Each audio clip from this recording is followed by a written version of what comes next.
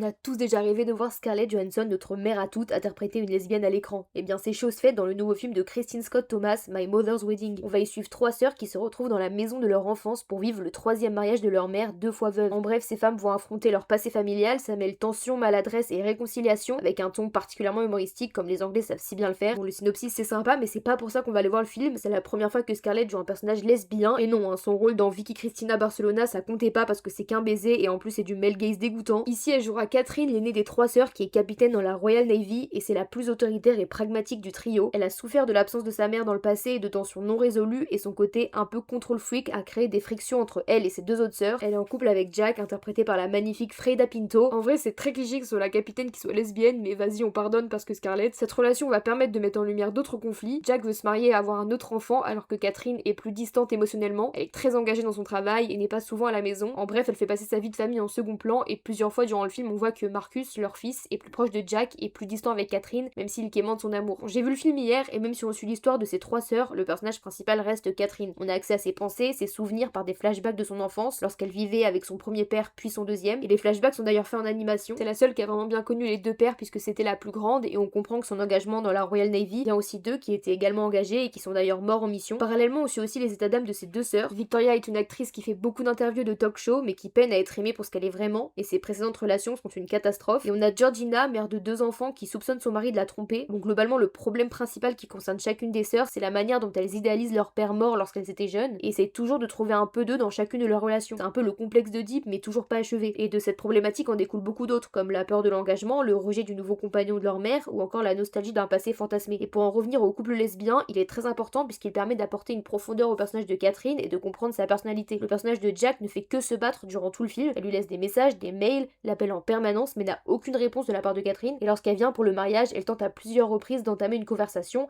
mais Catherine est très fermée. Elle a peur de s'engager, de montrer ses émotions, ses sentiments. Jusqu'à la fin, Jack est là pour elle et l'attend. Et c'est un peu le reproche qu'on peut faire à son personnage. Elle n'est que la femme de Catherine, elle n'a pas de réelle personnalité à part être amoureuse d'elle et vouloir sauver son mariage. On les voit toutes les deux à l'écran qu'à quelques reprises, mais la scène la plus intéressante est celle de la dispute dans la chambre. Elle oppose leurs deux points de vue et on comprend l'enjeu. Jack a besoin que Catherine soit présente pour Marcus et elle veut un autre enfant qu'elle va porter, et Catherine, quant à elle, veut servir son pays et se sent prise au piège dans un ultimatum qui l'oppresse. Je vous conseille de le regarder rien que pour la prestation de Scarlett Johansson lesbienne, elle est vraiment charismatique et touchante. N'hésitez pas à vous abonner et mettre un j'aime pour plus de vidéos. Salut!